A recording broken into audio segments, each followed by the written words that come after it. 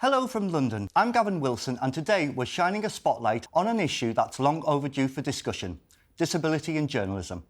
For decades, the media industry has shaped the stories we tell and the voices we hear. But what happens when some voices, particularly those with disabilities, are left out of the newsroom and studios entirely? Journalism is about truth, representation and holding power to account. But for many disabled journalists, the real battle starts even before the first interview or headline. It begins with accessibility, the right to be heard and, most importantly, opportunity. Barriers can come in different forms: physical, technological and attitudinal. And newsrooms that lack accessible facilities, have outdated recruitment processes or fail to provide adapted technologies unintentionally exclude a diverse range of talent. To discuss this with me, I have in the studio BBC Correspondent Sean Dilley, member of the Disability Journalism Forum Mark Hudson, Senior Programme Manager at Media Trust Daisy Church, and down the line, former Vice President of the National Union of Journalists Natasha Hirst. Sean, let me come to you first. Why did you want to get into journalism and what difficulties have you had getting here? Great question. Journalism is about holding power to account.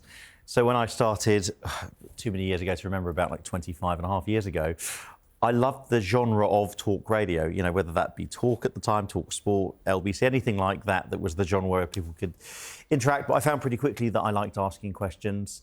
I found pretty quickly that sometimes there are some really dark corners without floodlights shone on them. And for me, the privilege for all of us is to shine those lights into dark corners. Mark, can you tell us a little bit about the Disability Journalism Forum and what its mission is? Yeah, so 2021, we were looking at where we can find disabled journalists, and there wasn't a group necessarily set up to help journalists into the industry. There's lots of groups for other communities that help them find a pathway into this industry. And so we decided to set one up. So 2021, we had the backing of an organisation called News UK, which has titles like The Sun and The Times and TalkSport. Had a conference, loads of people showed up. We had lots of conversations about neurodiversity as well as many other disabilities. And then in 2023, we had our second conference at the BBC, which is even bigger. And then this March, we've had our third conference at Sky, and now we're looking for a host for number 4. So if anyone from the media industry is watching, we are looking for a new host. But it's the only opportunity for disabled journalists to come together as a group, and we have a real mix. We have two sort of distinct types of audience. We've got aspiring journalists and working journalists, and then we've got senior leaders. Because I think the thing with disability is, like, a lot of senior leaders are maybe a little bit worried about what they don't know, and I think it can get really difficult if you are in a leadership role to admit that you don't know something. And so the aim with the conference is to try and help bring those people along as well and give them the kind of information they need to be a better manager. Excellent. Daisy, can you tell us a little bit about Media Trust and what it does, please? Yeah, absolutely. I think it's important probably to preface it with saying that it's kind of a strange time to be talking about diversity, equity and inclusion right now. Media Trust work, because of regressive figures on either side of the pond, has been strange this year, I would say, and difficult. And we've pivoted to using different language in order to kind of slip under the radar and continue doing what we do. But I think it's also important to say that the difference between the US and the UK is that we, alongside many of our industry partners, broadcast partners, corporate partners, some of whom are sat with me today, have doubled down on our commitment to pluralism and to diversity on behalf of the talent that we serve. So for those who aren't familiar with Media Trust, we exist to connect the media organisations on the one hand, and then small charities, grassroots organisations, civil society on the other hand, as well as serving underrepresented talent from all kinds of groups, and disability in particular on my part. That's excellent. And Natasha, nice to see you. Can you tell me, what does the NUJ do for supporting disabled journalists? Well, the NUJ, we represent members across a whole range of, whether it's broadcasting, publications, radio, and also, photographers, videographers, PR and comms. So it's a really broad spectrum that we have in our membership. And we support disabled members in quite a few ways. So we have a Disabled Members Council. I'm our rep on the National Executive Committee for Disabled Members, and we take the issues that members are experiencing and lobby collectively, both in terms of putting pressure on employers to improve their practice, to improve the provision that they make for disabled journalists, also to lobby politicians, both in terms of Westminster and the devolved governments, to improve policy and practice. We've had quite a few challenges on that front over the last few weeks, which we're all aware of. But we continue to promote access, to challenge poor practice, like lack of reasonable adjustments, the kind of barriers that journalists are facing that prevent them from getting into the industry and then progressing in the industry. There are a lot more schemes to get in, but not so much work is happening to support disabled journalists to progress. But then we also need to remember that many disabled journalists are also going to be freelance, they're self-employed. And one of the key reasons for that is that we face so many barriers in the workforce that working for ourselves is often the only way to get around that.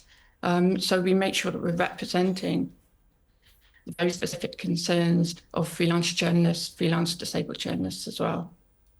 That's brilliant. And Sean, can I just come back to you? When you were entering the profession, what barriers did you have in terms of sort of training? And once you have entered it and qualified, what hurdles have you encountered and how have you overcome them? I mean, it's a great question. It's a very broad question. When I got into the industry, again, initially, before I did more kind of TV, online and beyond, commercial radio was a little bit of a by the seat of your pants thing, particularly when I joined Talk Sports back in the Kelvin Mackenzie days. And like I was 18, maybe just 19 years of age, and I was producing radio shows. At quite a young age, I was working on 9/11, speaking to people in terrible trauma, without training, but it was a baptism of fire. I don't think it would really work like that in this day and age. But my goodness, it didn't half, give me that confidence. I spoke to the brother of Kenneth Bigley, who was a victim of a beheading, sadly, just moments after the death was broken. So I would say they strengthened, in ways that probably wouldn't be now. But I noted down in your introduction, Gavin, when you said opportunities, barriers, and you'd also mentioned two other keywords, which is tech and culture. Now, those four words are critical because, there's the barriers that we individually need to overcome, but then an awful lot of it is just, maybe best wishes it might be, but, other people's perceptions, other people's ideas. One place I worked at one point, somebody speaking about me as a totally blind correspondent had said to a colleague, of course, Jordan wouldn't be able to do doorsteps where you kind of challenge people who are in the news, would he? And they just said, why? Actually, here's a video of him chasing this person down the street. 2 years ago, it was highly publicised. It was reported by The Times, The Sun, and indeed Talk at the time as well. I detained my own phone robber when they took my phone off me whilst I was on shift. They took it off me very briefly. The reason I mention that is nobody in a million years would think, a blind person would be able to use an any person power to arrest somebody for taking a phone. So sometimes my plea to everybody, actually, and again, we're very forward-looking now. I think the industry's really moved on. The BBC particularly is very forward-looking in this way. But if we think, well, there's a barrier, could X person do this? I mean, to a degree, you could ask yourself why, but actually you need to involve the person. And I think that removes an awful lot of the barriers and creates opportunities. Tech v culture, my philosophy, I don't think it's at all controversial. Technology, in as far as possible, should be usable by everybody. It shouldn't be something where you have to adapt it unless you really, really have to. It should be designed, from the bottom up so that it works for everybody. And if we don't get that, we're not going to see, people who look like our audience on the TV. And again, the culture is such a big word, isn't it? I think sometimes people don't understand that inclusion means everybody. It doesn't just mean disabled people. Couldn't agree more. Daisy, with Media Trust, have you seen a rise in disabled journalists wanting to come through and break into the profession? I would say actually it's stayed more or less the same. There's always been a huge level of hunger that we've observed, both in journalists with disabilities and journalists without disabilities. You know, people always want to give voice to the issues that that they see as important. But I think what we have observed is that the barriers to access change so quickly that it's very, very hard for organisations, for corporates, for broadcasters to stay abreast of that. And that's where Media Trust kind of steps in, and we can provide the bridge between the people experiencing those barriers, you know, firsthand, and the organisations themselves who need to pivot regularly in order to continue to break down those barriers to access. But I think also it's worth saying that aspiring journalists can't even aspire to be journalists if things like their access to work isn't in place, if their benefits are being cut. You know, for new claimants, benefit cuts are now going into place. And I think you can't aspire, you can't want to go into a competitive and, quite fragile economic industry without those things in place. You know, if you come from a disabled household, you already have increased costs. So you may not have, your access is prevented before you've even aspired to go into a creative industry. So I think those things need to be in place, or Media Trust and our amazing partners can't do anything about it. Exactly. Mark, with the Disability Journalism Forum, what patterns or trends has the group seen in regards to people wanting to get into the industry, but also the disclosure of disabilities? Are people more willing to disclose the disabilities on applications and things like that to get jobs as journalists? So I'll take the first part of your question on trends and stuff like that. I think one of the first things that I think we're starting to notice is more and more confidence that we can do it. I think one of the difficulties, as Sean will talk far more eloquently about being a disabled journalist, can sometimes feel quite isolating. It's like I'm the only person who understands what this is going on. When you bring a room full of people together, you realise I'm not alone. And I think also it's really important, like there was a great diversity person on the John Oliver podcast whose name slipped my mind, who was saying, we are the stories we tell ourselves, yeah? And I think that there is some really positive progress happening. It's happening slowly, but it's happening in the industry. So there are initiatives, particularly in broadcast. There's an initiative called the Television Access Project, where a load of broadcasters have got together and actually put some money on the table and said, we're going to give people jobs, we're going to put an access coordinator on every shoot. They've made real commitments, and we're going to see that talent coming through, because that is a flag in the ground to say, disabled talent, we want you. But in terms of disclosure, there is still a stigma. I think, obviously, I'm not going to mansplain disability disclosure to you, but that is an individual choice. And I can understand why people, particularly during an interview process, wouldn't want to disclose their disability, because that stigma still exists.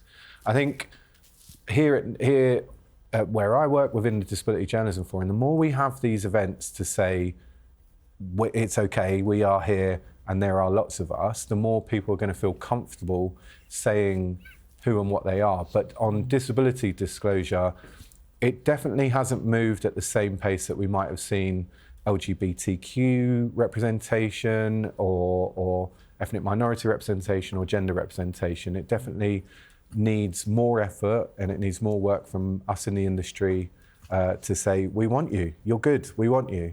I absolutely agree. When I apply for jobs, I am open. I'm an open book. I disclose it from the start, and I think I find it easier, because then the people who you're applying to and the people you're working with and the people who are there actually know about you Yeah. rather than actually getting the job and then thinking, oh God, can I actually do this job? And then facing the barriers then where everything can sort of get put into place. So I'm all for encouraging people to disclose their disability right at the application stage, because I think it helps a lot. Look, I think, as we say, it's entirely up to that individual, and I'm non-disabled. So If it's an invisible disability, I think the elephant in the room is I can't walk into a room Yes, and yeah. say, guess what? I'm disabled once I'm reading my braille touch. yes, yeah. What? You what? What? And I think, Gavin, from our chats, I think you're probably at that point of that we all go through is, I really have to prove myself. Yeah.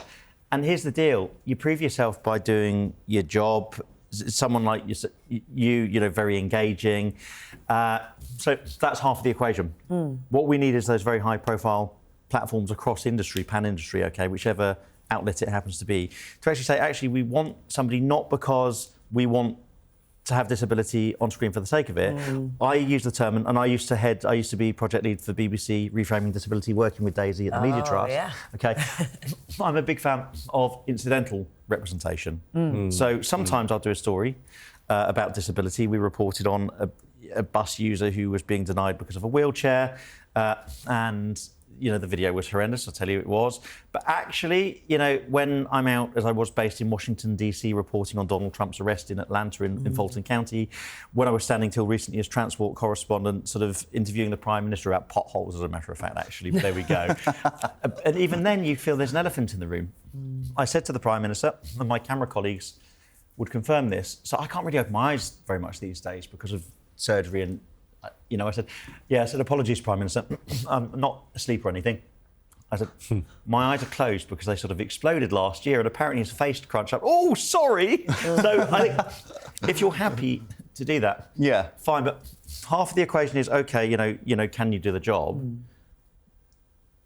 But we definitely, as an industry, and in previous senses, obviously in a leadership role, historically, we need to grab hold of that and say, actually, do you know what? We need to look far more like our audiences. No outlet, standing out in my mind there particularly, but do some of the forward-thinking stuff, which I hope we did at BBC and Media Trust as well, and say, we want you for the incidental representation. Yeah. Until that happens, it's tokenistic, isn't it? Absolutely. Yeah, absolutely. And I think It is happening now. normalise the discussion of disability, neurodivergence, normalise that from senior leaders, from top down, encourage people to talk about what they need, disabled or non-disabled. It's going to help everyone at the end of the day. And as you say, Sean, don't make people a monolith in representing their community. Don't make them the only one in the workplace or in front of the camera or behind the camera. Don't make them representative of a whole community, because that is just tokenism. And also, I just want to shout out the TV Access Project, who I have been working with very closely for the last couple of years, TAP.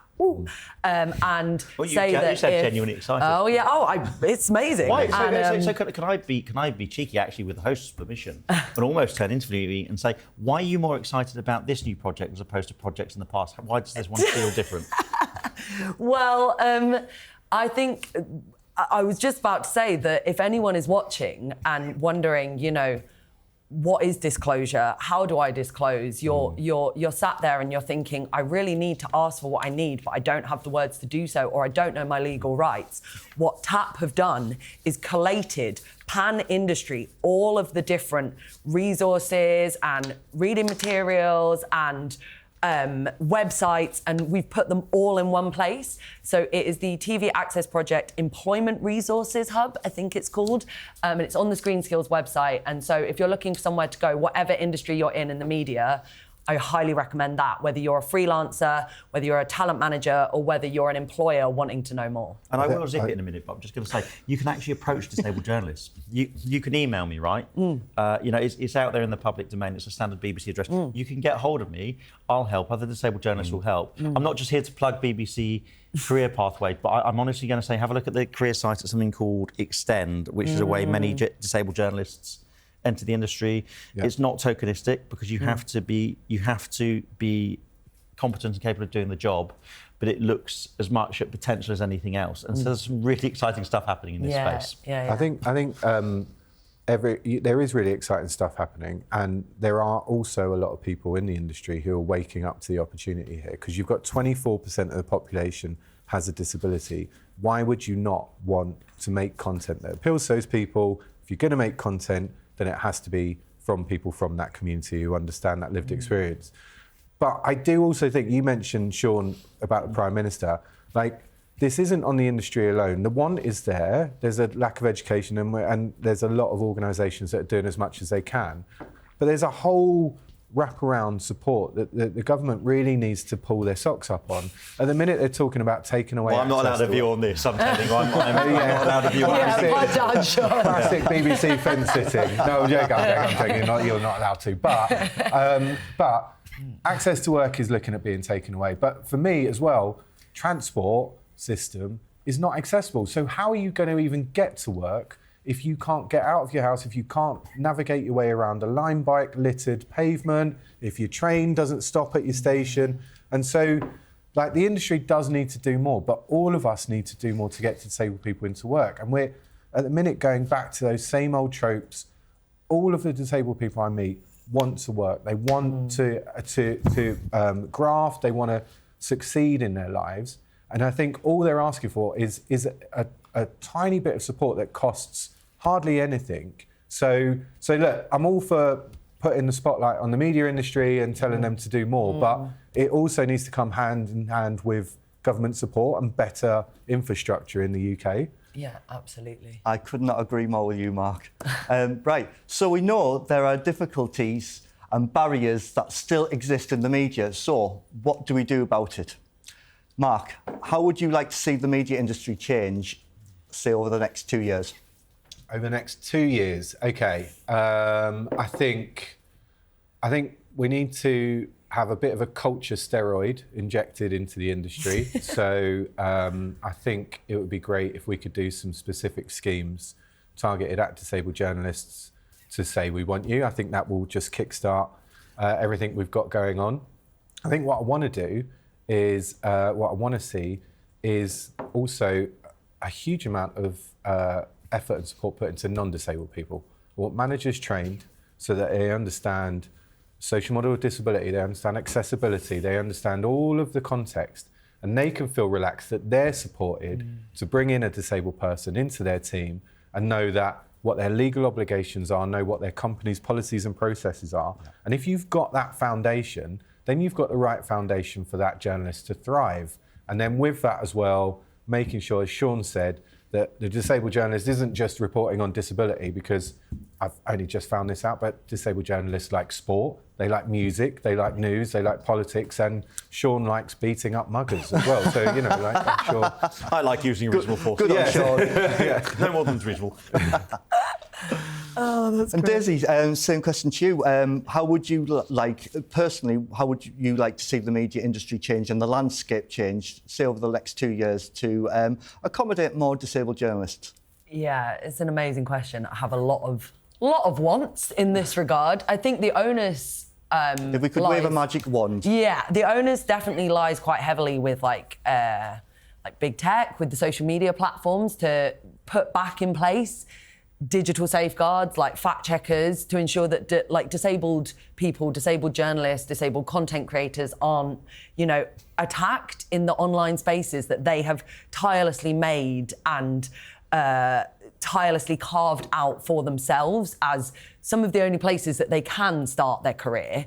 And can find other people like themselves. As you say, Mark, it can be extremely isolating. So, you know, keep them safe in those places, the digital as well as the workplace. And Some then of the abuse is horrendous. It's so bad. We've seen hate speech increase so much. I've had death threats to my guide dog. Threats against my mother. Don't threaten Sean the dog. No, absolutely. For God's sake, people. I'd also like to see knowledge and solutions around inclusion being shared more widely, pan-industry. And I think, not gatekeeping that knowledge. And also people, managers, you know, people at every level acknowledging that it's not just the responsibility of the D&I department or the HR department. Like, humanity and equity is all of our shared responsibility, you know, in the media industry at every stage. And I also think don't just accept, personally and on your screens and behind your cameras, don't just accept like the sanitized, palatable version of disability. Accept disabled people however they come, just like you would anyone else. More incidental reporting from disabled people, on non-disabled stories. I'd love that. I would also say what Sean was saying before about emailing us. I think contacts are important as well, because disabled and non-disabled contacts, so people can integrate. So, I have a great friend who helps me, and I can email her anytime, and I need help with this, can you help me? And she'll do something.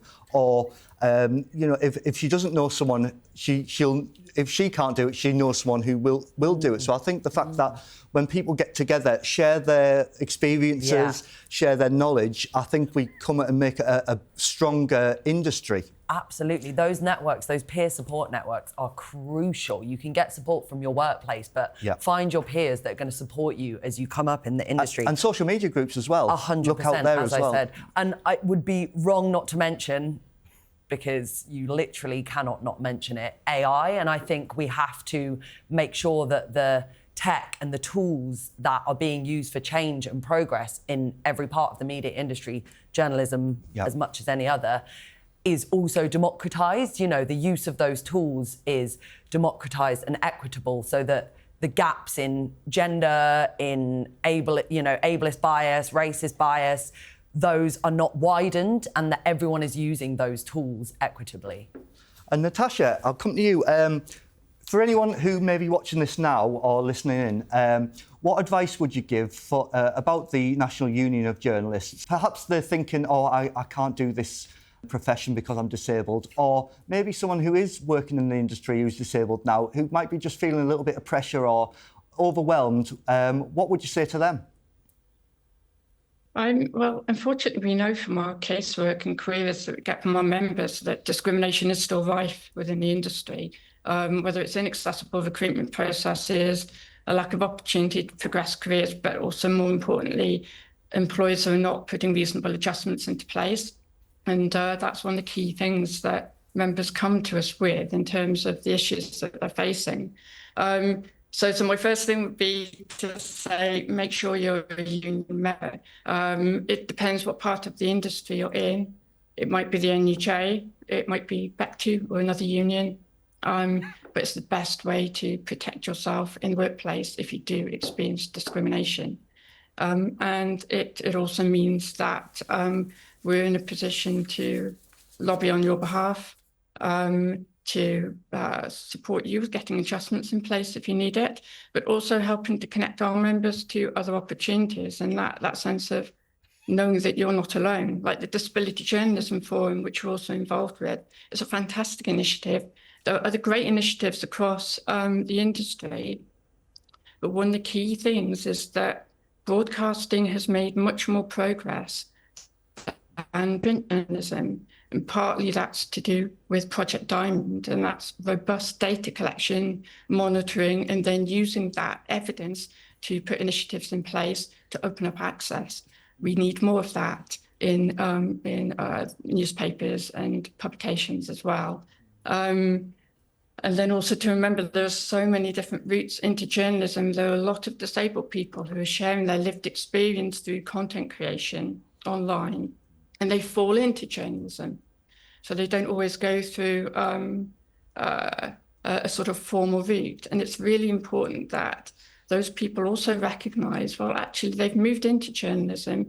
Make sure you're protected by the union, you know what your rights are, that you're signing up to have a code of conduct, that you understand the ethics and the standards that regulate our industry, so that you are producing that high quality journalism that matters to you and it makes a real difference in the world as well. And finally, Sean, I come to you for the final word. Oh, are you sure? Is this Oh, wise? yes. You always get the last word. So what would you say, what advice would you give? Because you're a journalist, you've done it, you've been there. Anyone who wants to break into it, what advice would you give them to spur them on to say, actually, yes, I can do this? Yeah, I mean, the advice to you people thinking about getting into this is All of us in this room are sending the message day in, day out. If you work in journalism and media, please stop with this attitude that you're doing someone a favour or giving them a leg up by getting, helping and making things accessible. You need to bear in mind that you not only have every right to apply for the job like anybody else, but actually the industry really needs you. I'm really proud. I'm sorry, I promise it's not a BBC plug, but I'm really, really proud. On the back of my BBC pass, I think the words are the audience is at the heart of the BBC, and that's why we think it's important. That's why Daisy and I think it's important when we were working together on this, that we look like the audiences we exist to represent, and it's not only the 24%, it's the friends and family. So my closing words are this. Are you ready? Let's see how philosophical this is. Are we ready? Strap yourself Go on. in. Everybody in this room and watching now is one disability or health condition away from disability or further disability. We can choose to be part of the solution, or we can choose not to. Brilliant. Sean Dilley, BBC News. Get us his name there. There's the credit. Thank you so much. I was mocking myself, really, to be honest, just for the record.